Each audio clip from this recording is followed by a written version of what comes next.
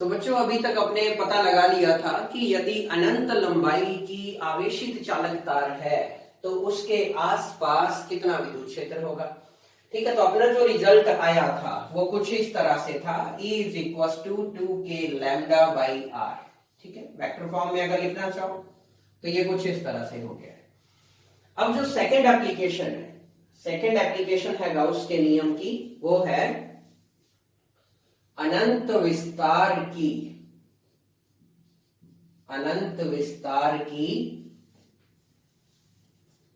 आवेशित परत के कारण। ध्यान रखना, परत जो है ये एकदम थिन है, बिल्कुल पतली परत है, हमेशा ध्यान रखना। परत के कारण विद्युत क्षेत्र। तो अब जो अपना टॉपिक है वो कुछ ये वाला है कि अनंत विस्तार की आवेशित चालक परत कह लो या अचालक परत कह लो। ठीक है, मतलब कि परत को आवेश दिया है और आवेश उस परत पर एक समान रूप से वितरित हो गया है।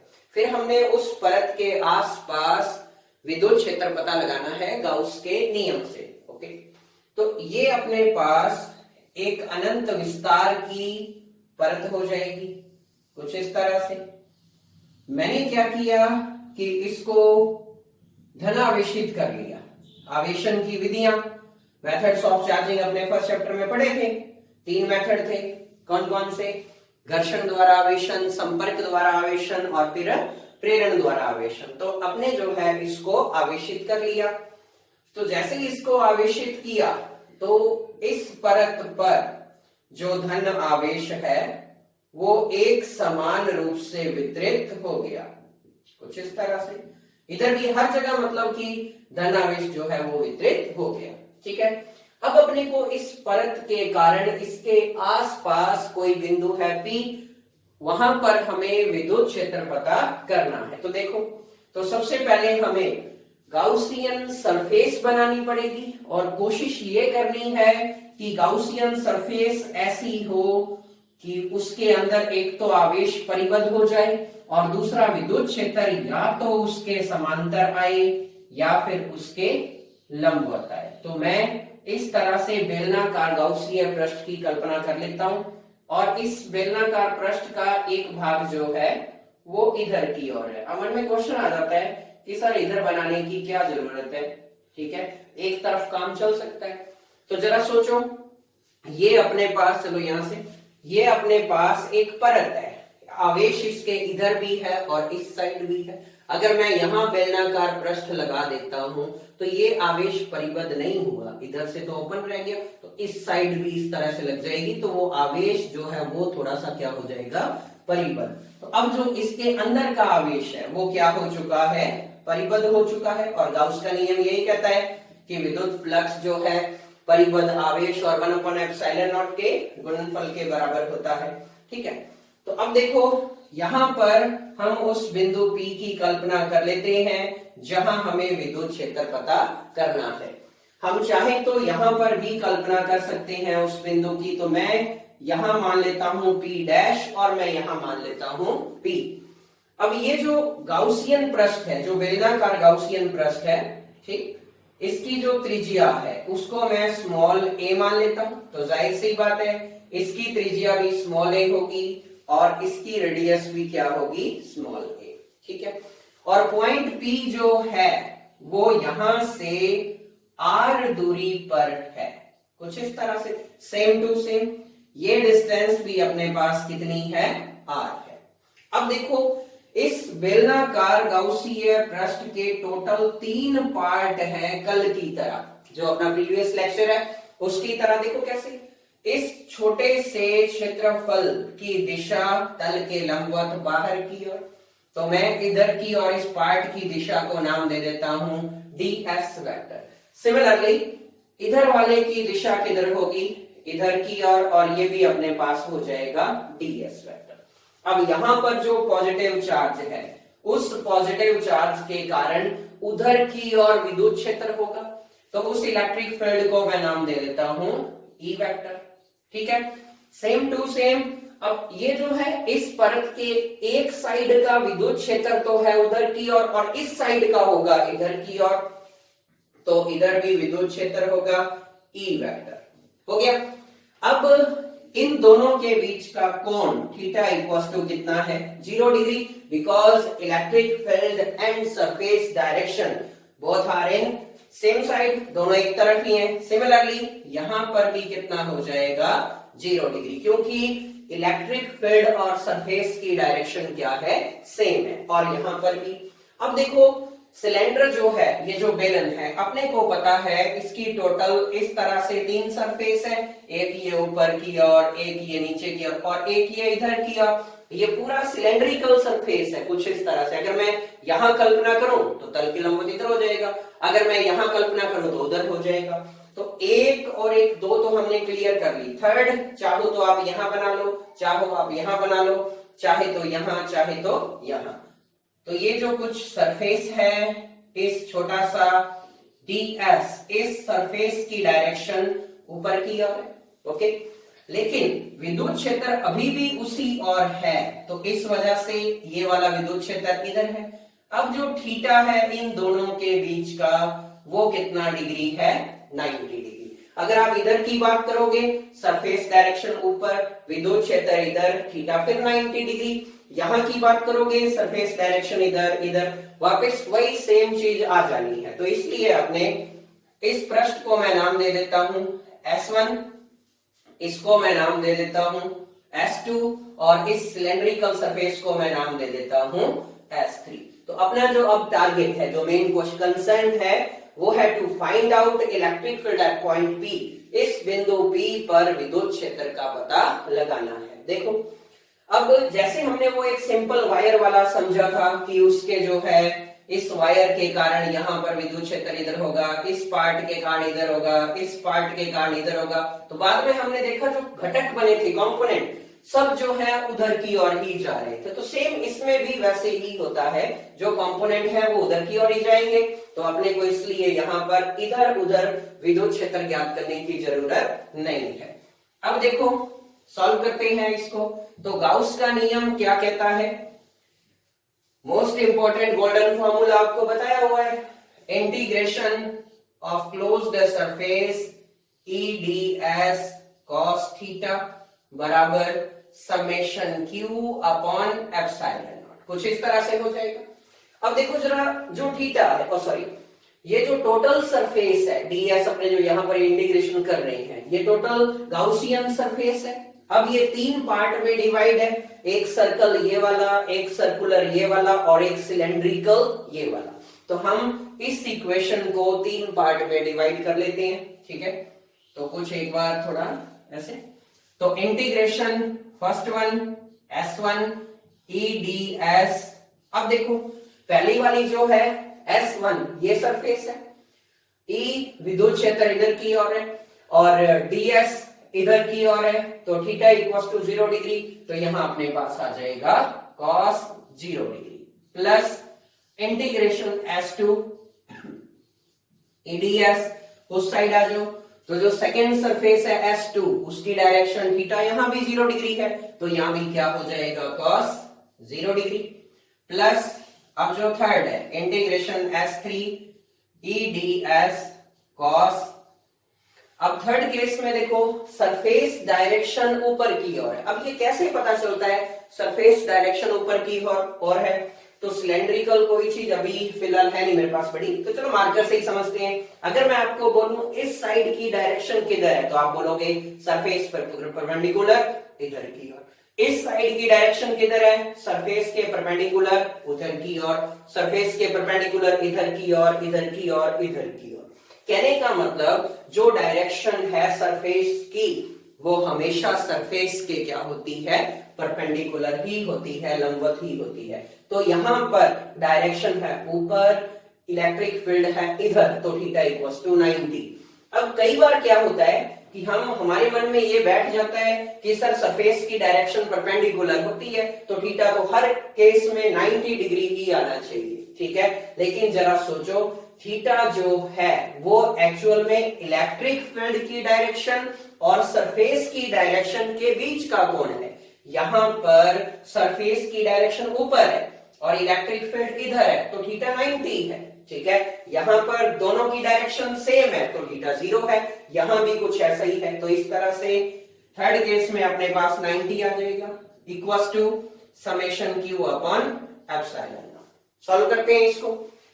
तो cos 0 ये 1 1 हो जाएंगे, cos 90 0 हो जाएगा, तो अपने इसको हटा देते हैं ये। अब अपने पास cos 0 इक्वल्स टू 1, तो अपने पास सिर्फ इतना बचा। cos 0 इक्वल्स टू 1, तो अपने पास सिर्फ इतना बचा। इक्वल्स टू क्या हो गया, summation q upon epsilon not हो गया।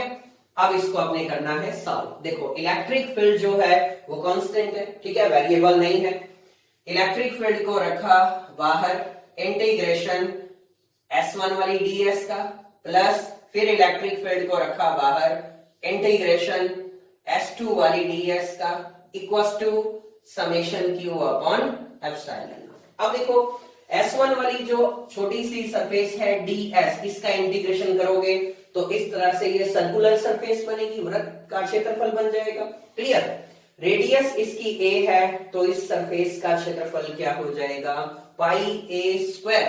तो E डॉट यहां मैं लिख दूंगा पाई a स्क्वायर, कुछ इस तरह से, प्लस अब आ जाओ सेकंड साइड में, यहां पर सरफेस ये ds ये छोटी सी है, इंटीग्रेशन करोगे तो सर्कल है, तो यहां पर भी सेम वही E dot pi a square equals to, notes के अंदर आपने लिखा होगा यहां पर जो है integration S1 ds S2 ds, ये जो है वृत्त का क्षेत्रफल है वगैरह वगैरह।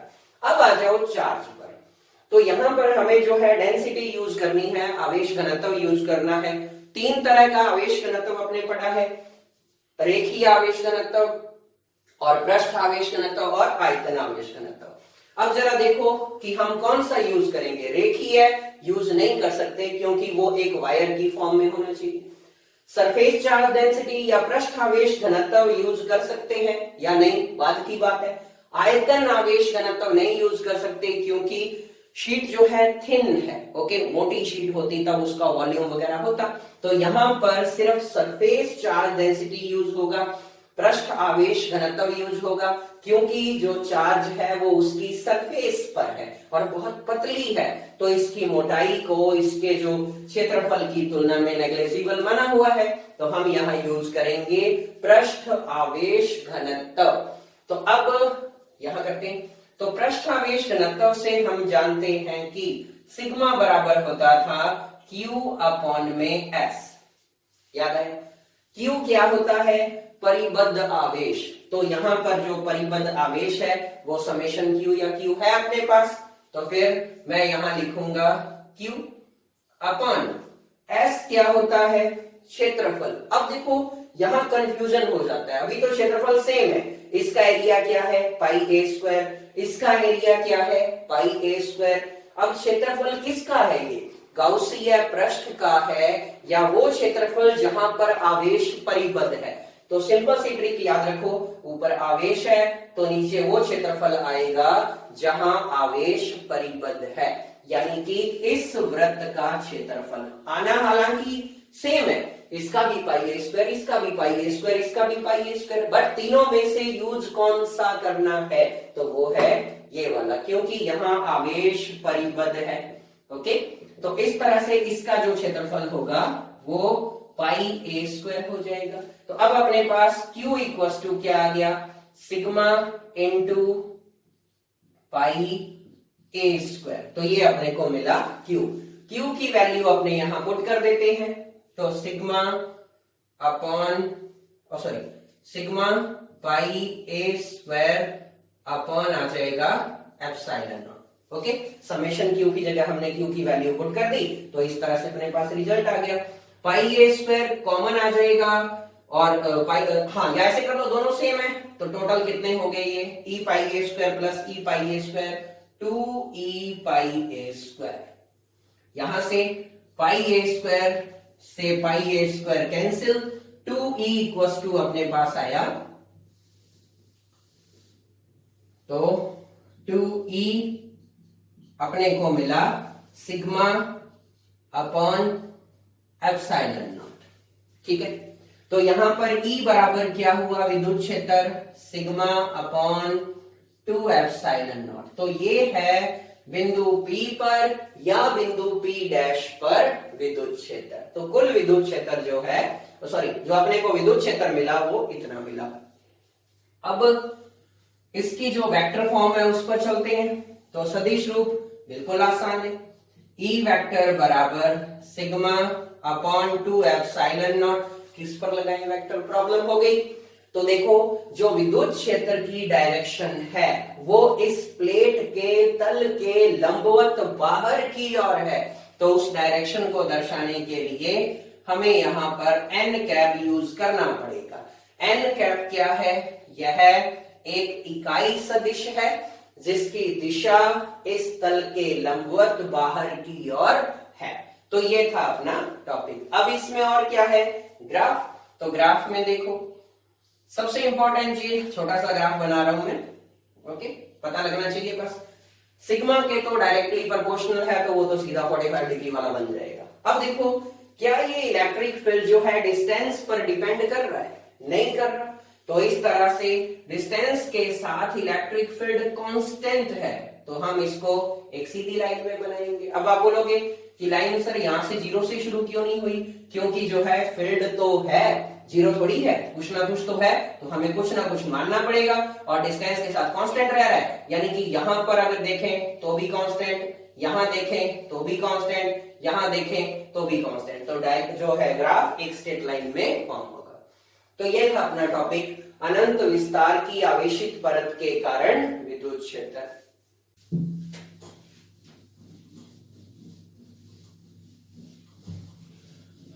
चलते हैं अपने अगले टॉपिक की ओर। अगला जो इसका ये एप्लीकेशन है वो है अनंत विस्तार की चालक पट्टिका के कारण। अब देखो, चालक पट्टिका की बात आ रही है। परत के केस में क्या था, पतली सी परत होती है कागज की तरह एकदम थिन, ठीक है, जिसकी मोटाई नेग्लिजिबल है। अब जो अपना जो केस है, पहला कौन सा था, एक सिंपल वायर वाला, दूसरा परत वाला, हाँ थर्ड है। तो थर्ड जो है वो अनंत विस्तार की आवेशित चालक पट्टिका, ओके, के कारण विद्युत क्षेत्र। मतलब कि we have to find out electric field due to uniformly charged thick plate, okay, मोटी प्लेट। अब देखो, पहले जरा इसको थोड़ा समझते हैं, ठीक है। पहले मैं इसका एक सिंपल सा डायग्राम बनाता हूं ताकि कुछ पता लगे। तो ये अपने पास, यहां से शुरू कर लेते हैं, चलो कोई बात नहीं, डायरेक्ट ही बना लेते हैं, नो प्रॉब्लम, पता लग जाएगा। ये अपने पास फिलहाल तो परत ही है, थोड़ा सा इसको मोटा कर देते हैं, कुछ इस तरह से ठीक रहेगा, ऐसे हो गया। अब ये जो परत है थोड़ी सी क्या हो गई, हेल्दी हो गई, क्लियर, मोटी हो गई। अब ये परत नहीं रही, अब ये थिक प्लेट है, मोटी प्लेट है, ठीक है, पट्टिका बन गई। इसको पट्टिका बोलेंगे, उसको अपने परत बोलेंगे। अब देखो, अगर मैंने अनंत विस्तार है, ध्यान रखना, मतलब कि ऊपर इनफाइनाइट, यहां भी अनंत विस्तार, क्लियर। अब ये मत कह देना कि सर अनंत विस्तार है तो विस्तार को ध्यान में रखते हुए मोटाई को नगण्य मान लें, ये सब नहीं सोचना है, ठीक। तो मोटाई है, आ रही है बात समझ। अब जरा सोचो, अगर मैंने इसको आवेश दिया, ठीक है, हाँ अंदर से खोखली भी नहीं है, भरी हुई है एकदम सॉलिड। अगर मैंने इसको आवेश दिया, और ये और चीज ध्यान रखना, चालक है, वो चालक नहीं है, क्लियर। फिर से शुरू करते हैं। अगर मैंने इसको आवेश दिया तो बताओ वो आवेश कहां जाएगा? क्या अंदर चुपचाप बैठा रहेगा या फिर प्रतिकर्षण के कारण इधर उधर भागेगा? तो आंसर है भागेगा। तो वो कहां जाएगा? सिंपल सी बात है, वो इसकी सरफेस पर इक्वली डिस्ट्रीब्यूट हो जाएगा, कुछ इधर कुछ उधर वाली साइड पर। देखो, जैसे ये मोटी परत है, इस तरह से कुछ आवेश इस परत पर होगा, इस साइड में होगा, कुछ उस साइड, बीच में आवेश होगा या नहीं। मेन जो पॉइंट है वो ये है, क्या इसके बीच में अंदर किसी प्रकार का टोटल आवेश होगा या नहीं? तो आंसर है नहीं, क्योंकि आवेश तो जा चुका है किनारों पर, सॉरी परत पर, इस तरह से। अब मैंने क्या करना है, फिर से गाउसीय पृष्ठ बनाना है और उस गाउसीय पृष्ठ की सहायता से विद्युत क्षेत्र पता कर लेना है। बेलनाकार गाउसीय पृष्ठ सही है, एकदम परफेक्ट है, थीटा 0 भी मिलते हैं, 90 भी मिलते हैं। ठीक, अब बात यह है कि एक मिनट इसको इरेज करता हूं। अब बात यह है कि अगर मैं इसके अंदर भी पृष्ठ बनाऊं तो उसका कोई फायदा है या नहीं है, बताओ, सोचो। अंदर यहां पृष्ठ, ये पृष्ठ ध्यान रखना, इसको अपने 2D में बनाते हैं। ये अपने पास इस तरह से प्लेट है, अब मैंने इसको एकदम सामने रखा हुआ है, ठीक है, ऐसे मोटी प्लेट, क्लियर। तो एक पृष्ठ तो हमने जो बनाया वो बनाया इधर। अब ये जो आप देख रहे हो, ठीक है, ये जो पृष्ठ आप देख रहे हो ये इसकी सतह पर है, सरफेस पर है, ठीक है। और ये जो आप डैश डैश वाला देख रहे हो ये इस परत की जो मोटाई है यहां पर बनाया गया है, क्लियर। इस साइड तो मैंने कुछ बनाया ही नहीं अभी, उसका भी रीजन है, जरूरत ही नहीं है, ठीक है, पता लग जाएगा अभी थोड़ी देर में। तो अब बात ये, मैं ये पूछ रहा था कि क्या इसको बनाने की जरूरत है, जरा थोड़ा सा सोचो, तब तक मैं ये डायग्राम कंप्लीट करता हूं। तो बताओ, इस बिंदु पर, बिंदु तो वही जाना माना P और फिर ये वही जाना माना O और दूरी जो है डिस्टेंस R, इसकी डायरेक्शन इधर की ओर, विद्युत क्षेत्र की डायरेक्शन इधर की ओर, थीटा इक्वल्स टू 0 डिग्री, बस वही पुरानी बातें। इसका नाम है S1, ठीक है। और इस सरफेस की डायरेक्शन थोड़ी सी मान लेते हैं ऊपर की ओर और विद्युत क्षेत्र इधर की ओर और थीटा 90 डिग्री, हो गया। तो क्वेश्चन ये था कि क्या इसकी जरूरत है। तो गाउस का जो नियम है एक बार उसको बड़े ध्यान से समझो। क्या कहता है कि विद्युत फ्लक्स जो है परिबद्ध आवेश, बस परिबद्ध आवेश, इसको माइंड में रखो। आवेश बाउंडेड होना चाहिए, उस पृष्ठ के अंदर आवेश होना चाहिए, तभी तो फ्लक्स आएगा या विद्युत क्षेत्र निकलेगा। अब यहां आवेश है ही नहीं, चार्ज है 0, तो यहां पर विद्युत क्षेत्र नहीं आएगा। जब आएगा ही नहीं तो फालतू में इसको बनाने की कोई भी जरूरत नहीं है, क्लियर। अब बच्चे क्या करते हैं कि सर परत पट्टी जो है मोटी है, ठीक है, कैसा इस परत पर इस साइड तो आवेश है, जैसे ये रहा यहाँ पर, ये पूरे पर है, ध्यान रखना, ओके। डायग्राम क्लियर दिखे इसलिए मैंने जो है थोड़ा बनाया है। तो बच्चे बोले सर इस साइड जैसे ये है तो फिर इधर भी तो होगा, ठीक है, चलो मान लेते हैं, बिल्कुल सही बात है, इधर भी होगा। तो फिर सर उसका गाउसीय पृष्ठ आपने नहीं बनाया, तो देखो इस विद्युत क्षेत्र का प्रभाव इधर होगा या नहीं होगा, ये बताओ। तो आंसर है नहीं होगा। क्यों, जरा सोचो, इसके विद्युत क्षेत्र का प्रभाव इधर है लेकिन यहां नहीं है, फिर यहां हो जाए ऐसा कैसे पॉसिबल है। मतलब कि यहां विद्युत क्षेत्र है, यहां नहीं है, फिर आगे है, ये पॉसिबल नहीं है। तो इसका इफेक्ट उस साइड नहीं होगा, उसी तरह से उसका इफेक्ट इस साइड नहीं होगा, तो इसलिए हम सिर्फ एक साइड ही बनाते हैं। बात आई कुछ समझ। तो ये था इसका बेसिक कंसेप्ट, ठीक है। अब परत के केस में ऐसा नहीं होता, वो थिन होती है, दोनों तरफ होता है। तो अब देखो ये S1 हो गया, इसको मैं नाम दे देता हूं S2 और यहां तो आवेश 0 है, ठीक है। और हाँ, त्रिज्या इसकी रेडियस है a और अब इधर जगह बची नहीं, a, क्लियर। गाउस का नियम क्या कहता है, integration E ds cos theta बराबर होता है summation q upon epsilon not, यही होता है।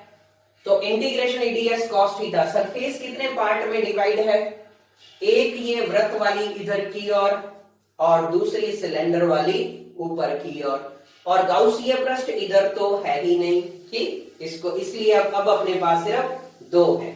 तो देखो पहले वाले की तरह है, एक गायब हो चुका है, तो इसका मतलब पहले जो आंसर आया था कुछ ऐसा, तो जब एक गायब हो गया तो ये आ जाएगा, ठीक है। थोड़ा सा कॉमन सेंस चेक करेंगे अभी।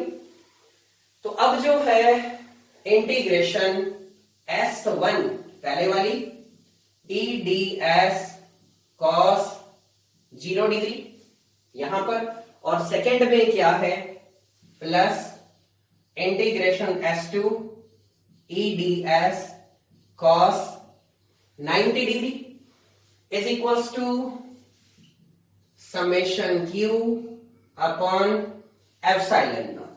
हो गया। तो अब अपने पास यहां पर cos 0 equals to 1, cos 90 equals to 0। तो फिर ये तो खत्म, इसका तो अब कुछ भी नहीं बचेगा। तो फिर अपने पास सिर्फ ये बचा, तो integration S1 e ds equals to summation q over epsilon not. ये हो गया। अब यहां से e को रखा बाहर, integration ds equals to summation q upon epsilon not. अब कई बार बच्चे क्या करते हैं जल्दबाजी में, सर ds का s होता है, पढ़ा हुआ है हमने, dx का x होता है, dy का y होता है, ठीक है। तो ds का s होता है, s लिख दें, क्या लिख दो, नो डाउट। पर s क्या है? फिर आपने s तो लिख दिया, लेकिन वो s है क्या? क्षेत्रफल। और क्षेत्रफल कितना है वृत्त का? पाई a स्क्वायर। तो बात तो वही हो जानी है। अब यहां पर e इंटीग्रेशन ds वृत्त वाला है, तो मैं यहां लिख सकता हूं पाई a स्क्वायर समेशन q। अब ये वही पुरानी बात आ गई, समेशन q का मतलब कौन सी डेंसिटी यूज होगी? चार्ज कहां पर है? पृष्ठ पर है। ओके, तो सरफेस चार्ज डेंसिटी, पृष्ठ आवेश घनत्व, आवेश बटा में उस जगह का क्षेत्रफल जहां पर आवेश है। तो आवेश तो यहां पर है और इसका क्षेत्रफल क्या होगा? पाई a स्क्वायर। तो q इक्वल्स टू आ गया सिग्मा पाई a स्क्वायर। हो गया। इस समेशन q की जगह ये वैल्यू पुट करो, तो रिजल्ट आया sigma pi a square upon epsilon naught, कुछ इस तरह से। अब पाई a स्क्वायर से पाई a स्क्वायर कैंसिल, तो E इक्वल्स टू आ गया सिग्मा अपॉन एप्सिलॉन नॉट। तो ये है विद्युत क्षेत्र, डिस्टेंस पर ये भी डिपेंड नहीं कर रहा। सदिश रूप वही ट्रिक है, फॉर्मूला है summation sigma upon epsilon not n cap.